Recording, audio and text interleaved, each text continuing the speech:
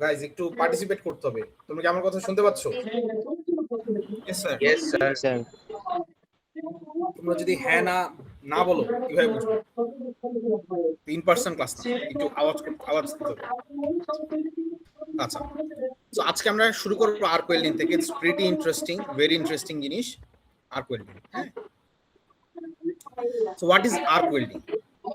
Arc welding বা সংক্ষেপে AW is a fusion welding process, মানে it is a group of welding process.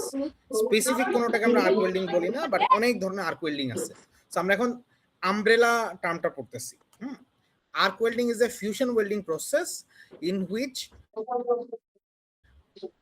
coalescence of the metals is achieved by the heat of an electric arc between an electrode and the work. তাহলে আমরা এই যে মানে fusion welding, তো fusion welding মানে বোঝা যাচ্ছে কি আমার গলতে হবে মেটালকে, ভালো কথা। Coalescence of the metals is achieved by the heat. এই হিটটা কোথা থেকে আসে?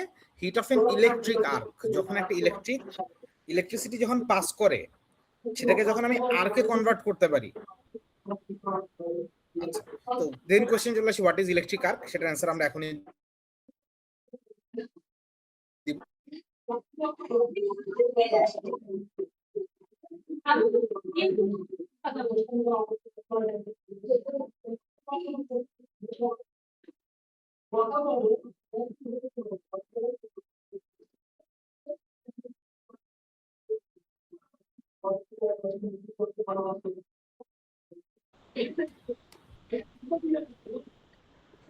Am I audible? Yes, sir. Okay, so আমরা আর্ক ওয়েল্ডিং এর কথা বলছিলাম। আর্ক ওয়েল্ডিং কি? ইট is a fusion welding process. তার মানে কি, আমার ফিউশন ওয়েল্ডিং মানে কি, আমার বেস মেটালটাকে গলে যেতে হবে, রাইট? আচ্ছা, so it is a fusion welding process in which coalescence of the metals is achieved. কিভাবে এই জোড়াটা লাগাই? By the heat of an electric arc. আচ্ছা, নরমাল ইলেকট্রিক্যাল কারেন্ট আর ইলেকট্রিক্যাল আর্কের মধ্যে ডিফারেন্স আছে, ঠিক আছে? তো আমরা বলতেছি যে ইলেকট্রিক আর্ক যখন প্রডিউস করে তখন সেখানে অনেক হিট জেনারেট করে।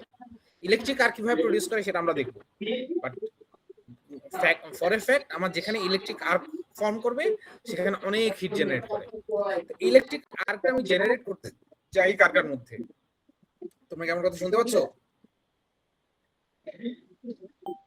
জি স্যার। ওকে, তো ইলেকট্রিক আর্কটা জেনারেট করতে চাই কারকার মধ্যে? Between an electrode and the work. এই যে ইলেকট্রোডটা আমি ইউজ করব আর যে বেস মেটালটাকে আমি জোড়া লাগাইতে যাব, এই দুটার মাঝখানে আমার ইলেকট্রিক আর্কটাকে ফর্ম করতে হবে, তাহলে সেখানে হিট উৎপন্ন হবে। আচ্ছা, এখন what is electric arc? Normal ইলেকট্রিসিটির সাথে এটা ডিফারেন্সটা কি? আমরা তো জানি যে আমার যদি কোনো একটা ইলেকট্রিক্যাল সার্কিট থাকে এবং সেটা সার্কিটের মাঝখানে কোনো একটা জায়গায় কাটা থাকে, ডিসকন্টিনিউয়াস থাকে, তাহলে সেখান দিয়ে কি ইলেকট্রিসিটি পাস করবে?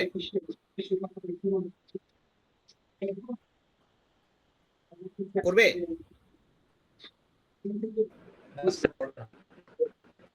Yes or no? না স্যার, করবে না। করবে না, ভেরি সিম্পল, তাই না? এটা তো আমরা বেসিক, তোমরা আই বিলিভ তোমরা টিউশনও পড়াইতে যাও যে আমার যদি কোনো একটা সার্কিট কাটা থাকে তাহলে সেখান দিয়ে ইলেকট্রিসিটি পাস করবে না যে ইলেকট্রোডে। আরেকটা কানেকশন চলে গেছে কোথায় দেখো, আমি যেই মেটালটাকে কানেক্ট জোড়া লাগাবো সেই মেটালের সাথে একটা ক্লিপ দিয়ে লাগানো হচ্ছে, মেটালিক ক্লিপ দিয়ে, তাই তো?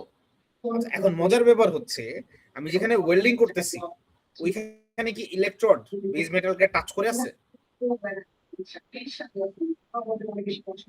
না স্যার, টাচ করে নাই। টাচ তো করে নাই, देयर इज এ গ্যাপ। কিন্তু এই গ্যাপ হইলে তো আমার ইলেকট্রিসিটি পাস করার কথা না। তাহলে কেন ইলেকট্রিসিটি পাস করছে, কেন ইলেকট্রিক আর্ক প্রডিউস হচ্ছে? এটা তখনই হয় এই যে আমরা করি কি, এই যে ইলেকট্রোডটা আছে এটাকে আমি প্রথমে হালকা করে টাচ করাইতে হয় বেস মেটালে, টাচ করে অল্প একটু ডিসটেন্স আমার উইথড্র করতে হয়। তোমরা দেখবা, তোমরা একটু খেয়াল করে দেখবা, যখনই এই ওয়েল্ডিং করতে যায় ওয়েল্ডাররা কি করে, প্রথমে এই ইলেকট্রোডটা দিয়ে আগে একটু টাচ করে, দেখছো 2-3 বার গুঁতা দেয়,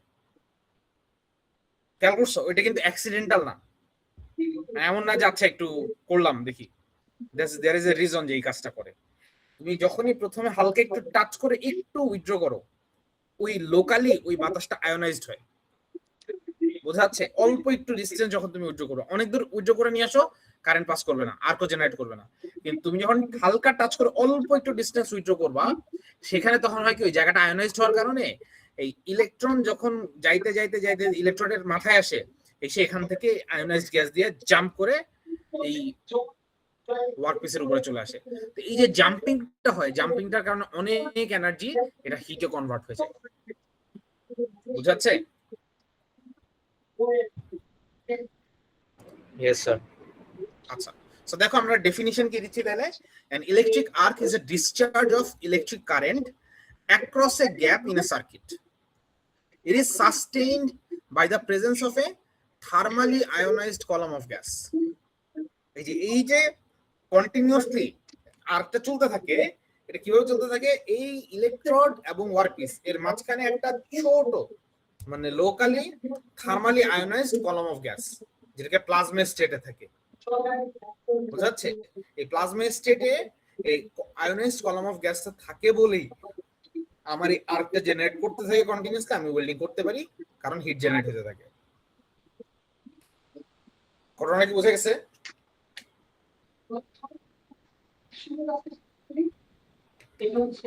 এটা নিয়ে কারো কোনো কোশ্চেন আছে? যা বললাম তাহলে তোমরা শুনতে পাচ্ছ ভাই? জি স্যার। Yes sir. একটু রেসপন্ড করো, কারণ যেহেতু অলরেডি কল ড্রপ করতেছে আমার এখানে, রেসপন্ড না করলে তো বুঝো না। আচ্ছা, তো গল্পটা হচ্ছে আমার যে ইলেকট্রোডটা আছে এটা আমি হালকা করে বেস মেটালে টাচ করাবো, টাচ করে অল্প একটু উইথড্র করবো, তাহলে আমার কি এই জায়গাটাতে একটা প্লাজমা স্টেটে তৈরি হবে এবং আর্ক জেনারেট করা শুরু করবে। বুঝা যাচ্ছে? ওকে, good. So therefore, to initiate the arc in arc welding process, the electrode is brought into contact with the work and then quickly separated from it by a short distance. The electric energy from the arc thus formed produces temperatures of 5500 degrees Celsius or higher. বুঝা যাচ্ছে কি পরিমাণ temperature generate করে locally? অনেক temperature generate করে। ঠিক আছে? Sufficiently hot to melt any metal. আর কে এত টেম্পারেচার জেনারেট করে যে সেটা মোটামুটি যে কোনো মেটাল গলায় ফেলতে পারে। আচ্ছা, a pool of molten metal consisting of base metals and filler metals, মানে যদি ফিলার মেটাল আমরা ইউজ করি, ফিলার মেটাল কি সেটা লাস্ট দিন আমরা বলছিলাম না যে আমার এই যে দুইটা মেটালের মাঝখানে যে দুটাকে জোড়া দিব, তার মাঝখানে গ্যাপটা ফিল করার জন্য আমি যদি বাইরে থেকে কোনো মেটাল ইউজ করি, সেটাকে আমরা বলি filler metal. a pool of molten metal যেখানে বেস মেটালও থাকবে এবং ফিলার মেটালও থাকবে, কারণ দুইটাতে বলতেছে দুইটাই মোল্টেন অবস্থায় চলে যাচ্ছে, is formed near the tip of the electrode. ঠিক আছে? ইলেকট্রোডের টিপের ঠিক কাছাকাছি ওই ইলেকট্রোডের টিপ বরাবর মেটালটা গলে যায়। বেস মেটালও গলে, আমি যদি ফিলার মেটাল কাছাকাছি আনি তাহলে সেটাও গলে। কেন গলে? এই যে এত টেম্পারেচার রিচ করে দেখি। As the electrode is moved along the joint, the molten weld pool solidifies in its wake. মানে আমি যত ইলেকট্রোডটাকে সামনে আগাইতে থাকি, পিছনের মোল্টেন পুলটা সলিডিফাই করে সামনে আবার নতুন করে গলে, সেটা আবার সলিডিফাই করে সামনে গলে।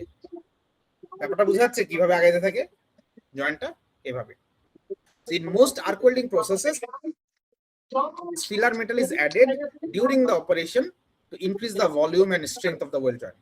সাধারণত আমরা যখন আর্ক ওয়েল্ডিং করি, আমরা বলছি ইন জেনারেল ফিউশন ওয়েল্ডিং এ আমরা ফিলার মেটাল ইউজ করতেও পারি নাও পারি, কিন্তু আর্ক ওয়েল্ডিং মানে ফিউশন ওয়েল্ডিং এর অনেকগুলো টাইপের মধ্যে একটা হচ্ছে আর্ক ওয়েল্ডিং। আর্ক ওয়েল্ডিং এর আবার অনেকগুলো টাইপ আছে, কিন্তু যেই টাইপে আমি ইউজ করি না কেন, আমি সাধারণত ফিলার মেটাল ইউজ করি। In most arc welding processes, filler metal is added during the operation to increase the volume and its strength of the weld joint. So এই হচ্ছে আর্ক ওয়েল্ডিং এর গল্প। এটা নিয়ে কারো কোনো কোশ্চেন আছে? যা বললাম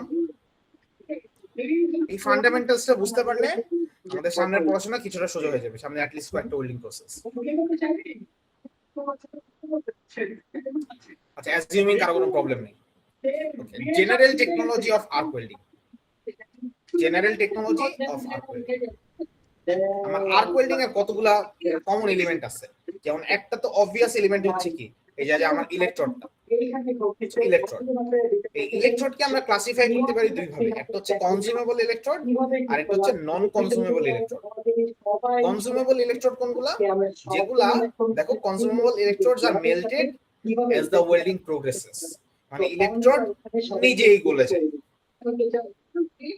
ঠিক আছে? এই যে ইলেকট্রোডটা আছে সেটা নিজেই গলে যায়, সেখানে আর ফিলার মেটাল ইউজ করতে হয় না। কারণ কি ইলেকট্রোড নিজেই ফিলার মেটাল হিসেবে কাজ করে।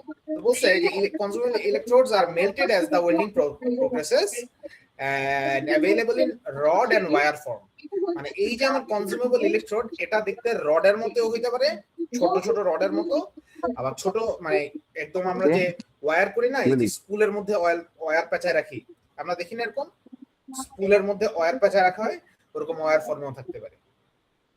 সো আমার কনজিউমেবল ইলেকট্রোড রড ফর্মেও থাকতে পারে, ওয়্যার ফর্মেও থাকতে পারে। আচ্ছা, non consumable electrodes are made of tungsten or carbon, যেটা ভেরি আনকমন, সাধারণত টাংস্টেন দিয়ে বানানো হয়, which resists melting by the arc, কারণ কি টাংস্টেনের melting point is very high. টাংস্টেনের মেল্টিং পয়েন্ট অনেক হাই হওয়ার কারণে ইভেন দো আমার এই যে দেখো আর্ক এত ডিগ্রি সেলসিয়াস টেম্পারেচার প্রডিউস করে, টাংস্টেন কিন্তু বলে না।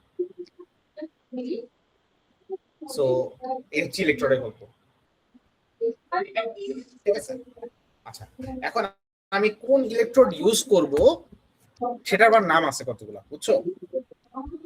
এই খেয়াল করে দেখো, the prefix e designates arc welding electrodes. দেখো যতগুলো ইলেকট্রোড আছে সবগুলো শুরু হয় কি ই দিয়ে, ওকে? দেখো ই এর পরে কতগুলো নাম্বার আছে, দুইটা বা তিনটা করে ডিজিট থাকে number. the first two digits of the 4-digit numbers and the first 3 digits of the 5 numbers indicates the tensile strength, ঠিক আছে? আচ্ছা, কি বলছে খেয়াল করে দেখো, এই যে আমার এখানে 60xx 70xx 110xx, ঠিক আছে? এর মধ্যে যে 60xx xx রেখে দেওয়া হচ্ছে কেন? xx দিয়ে আমি আমার পছন্দ মতো নাম্বার বসাইতে পারি xx এর জায়গায়, বুঝাচ্ছে? xx মানে অন্য যে কোনো নাম্বার, কিন্তু তার শুরু হয়েছে কি 60 দিয়ে কিংবা 70 দিয়ে কিংবা 80 দিয়ে।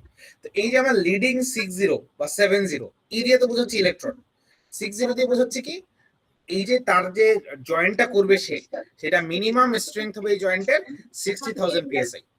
যদি 70 লেখা থাকে তার মানে 70,000 psi, যদি 110 থাকে তার মানে এটা স্ট্রেংথ হবে কি যে জয়েন্টটা আমি করব সেটার স্ট্রেংথ হবে 110,000 psi।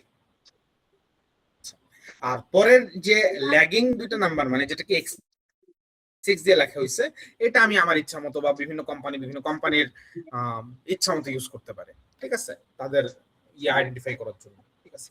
আচ্ছা, খেয়াল করে দেখো, the next to last digit indicates position।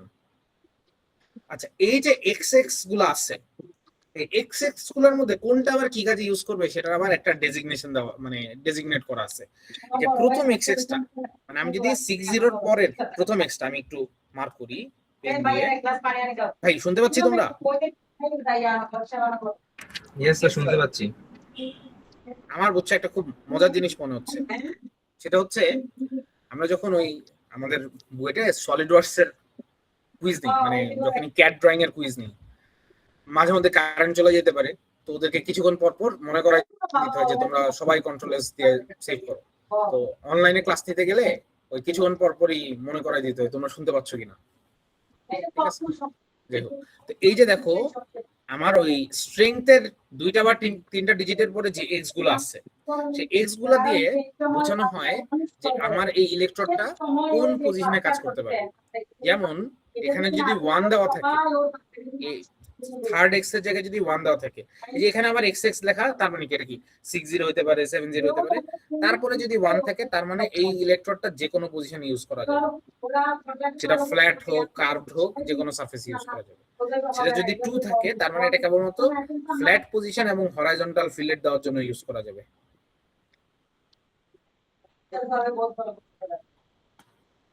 Sir এরকম চেঞ্জটা কেন? হ্যাঁ হ্যাঁ হ্যাঁ, মানে স্যার ওইটা হচ্ছে স্যার অল পজিশনে কেন ইউজ করা যায়, মানে ফ্ল্যাট আর হরিজন্টালি কেন স্পেসিফিক? আচ্ছা, আমার কত কিছু কিছু ইয়ে আছে, সেটা কি তুমি যদি কার্ভ সারফেসে ওই ইলেকট্রোডটা ইউজ করতে যাও, তাহলে ওই সারফেসের স্মুথনেসটা নষ্ট হয়ে যাবে, সেই কার্ভেচারটা মেনটেন করতে পারবে না। কারণ ওই যে আমার যে ইলেকট্রোডটা, তার মানে হিটিংটা ইউনিফর্ম হয় না। তো এটা খুবই প্রিসাইজ, কয়েকটা ইলেকট্রোড ছাড়া সাধারণত এটা টু টাইপের হয়, মানে এই যে flat position and horizontal fillet. বুঝতে পারছো? খুব কমই ইলেকট্রোড আছে যেটা ওয়ান টাইপের, মানে যেটা দিয়ে যে কোনো পজিশনে কাজ করা যায়। বুঝা যাচ্ছে? জি sir. Okay. The last two digits together indicate the type of covering and the current to be used. ঠিক আছে, লাস্ট দুইটা ডিজিট কম্বাইনলি ইউজ করা হয় যে আমার কোন ধরনের কভারিং অথবা কত কারেন্ট। তো কোম্পানিগুলো এই লাস্টের ডিজিটটা দিয়ে ওই কত কারেন্ট ফ্লো করবে সেটা বুঝে। ঠিক আছে, মানে আমার এই ইলেকট্রোডটা ইউজ করার জন্য এটার ভিতরে কত অ্যাম্পিয়ার কারেন্ট ফ্লো করতে হবে। ঠিক আছে, অথবা কোনো কোনো ক্ষেত্রে কভারিং বোঝানোর জন্য ইউজ করা যেতে পারে। মুদ্রা কথা হচ্ছে কি জানো, এই যে লাস্টের এই দুটো ডিজিট হচ্ছে কমার্শিয়াল ইউজের জন্য রাখা হয়, এটা হচ্ছে সোজা কথা, কমার্শিয়াল বন্দোবস্ত। আর প্রথম দুটো হচ্ছে মেকানিক্যাল বন্দোবস্ত, যে তার স্ট্রেংথ কত। আচ্ছা আচ্ছা, চলে আসি। এই যে ইলেকট্রোডের নাম, এর পরে কখনো কখনো সাফিক্স অ্যাড করা যায়, একটা হাইফেন দিয়ে সাফিক্স অ্যাড করা যায়। সাফিক্স হতে পারে a1, b1, b2, b3, b4, b5, c1, c2, c3, d1, d2, g, মানে this are the common suffixes.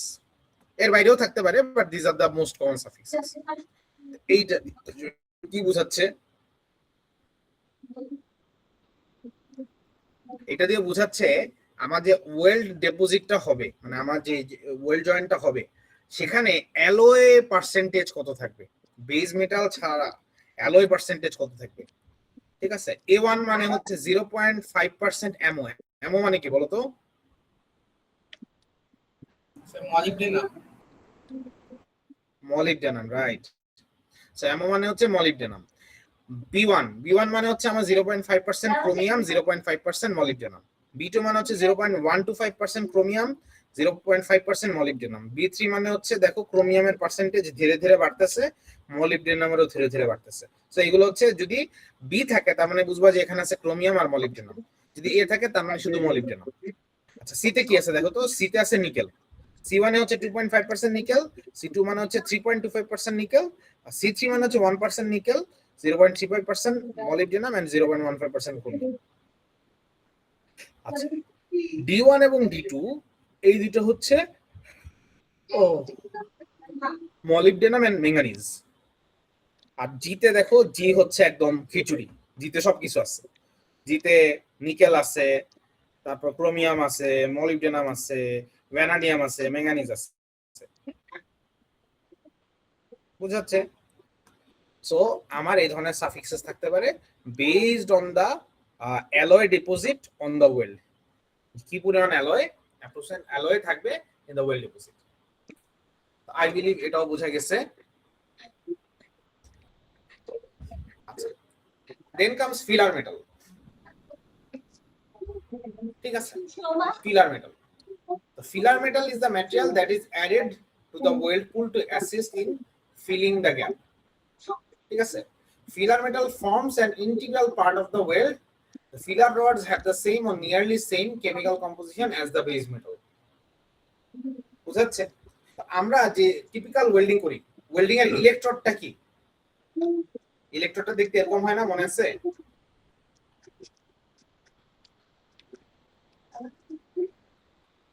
শুনতে পাচ্ছি? Yes sir. আচ্ছা, আমাদের এই যে ফিলার মেটালটা ইউজ করি, আমার সেটা কি ওই ইলেকট্রোডটাই ফিলার মেটাল হিসেবে কাজ করে।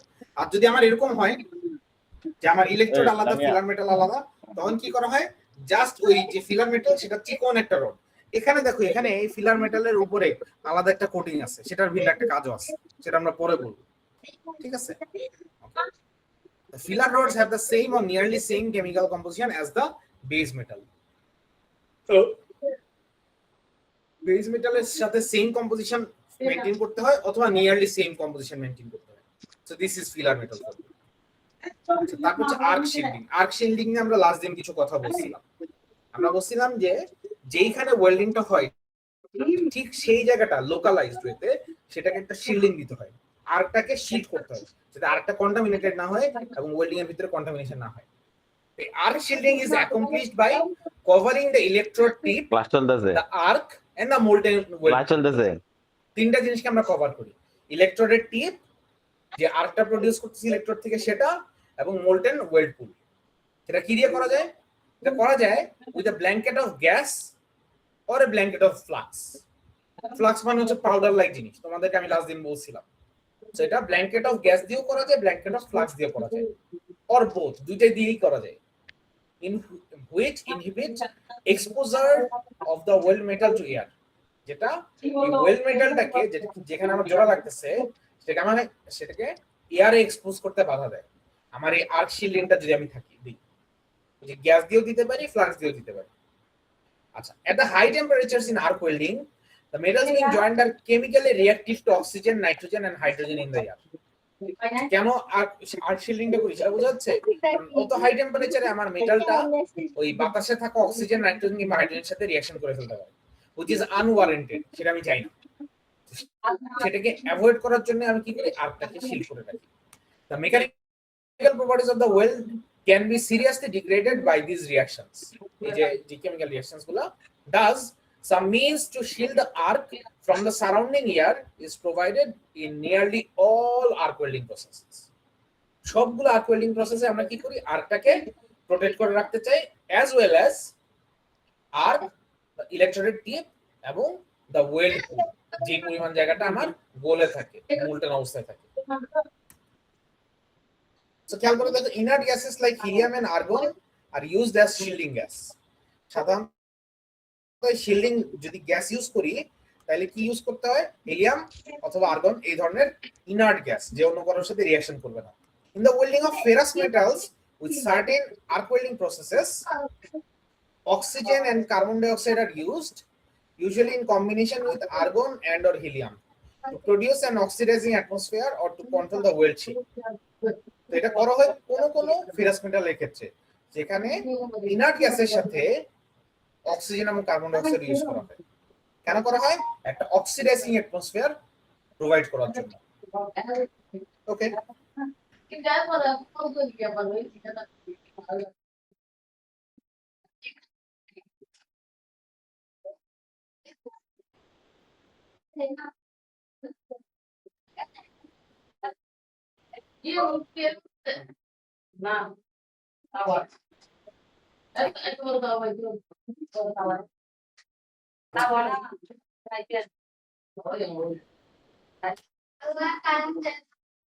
comes if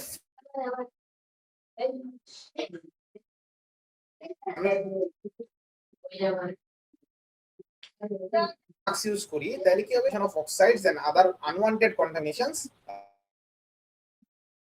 সেটা কি কন্টেন্ট কারণে।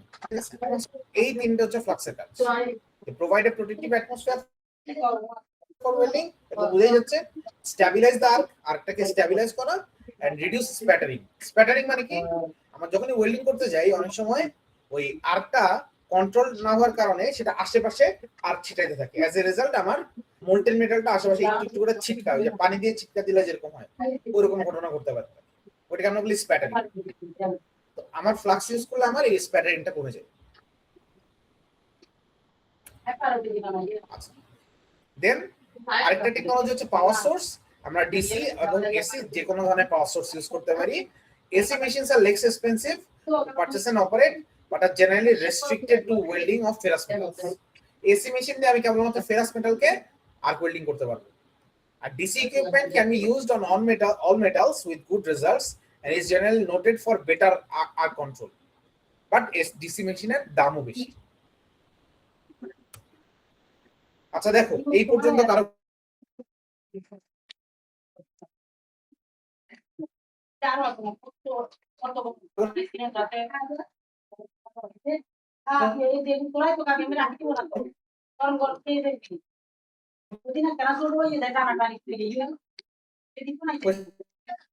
কোশ্চেন আছে কিনা? আছে?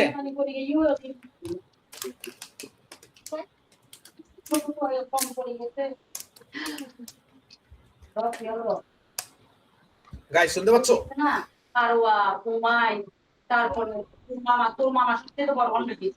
স্যার শুনতে পাচ্ছি, বাট মাঝে মাঝে কেটে কেটে কথা আসতেছে। এটা কি সবার ক্ষেত্রেই হচ্ছে? জি স্যার।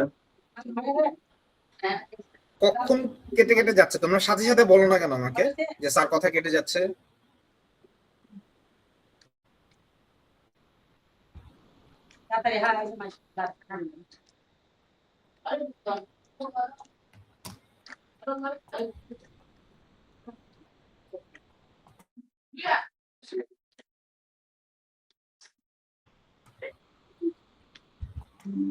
স্যার কথা আসছে আবার চলে যাচ্ছে।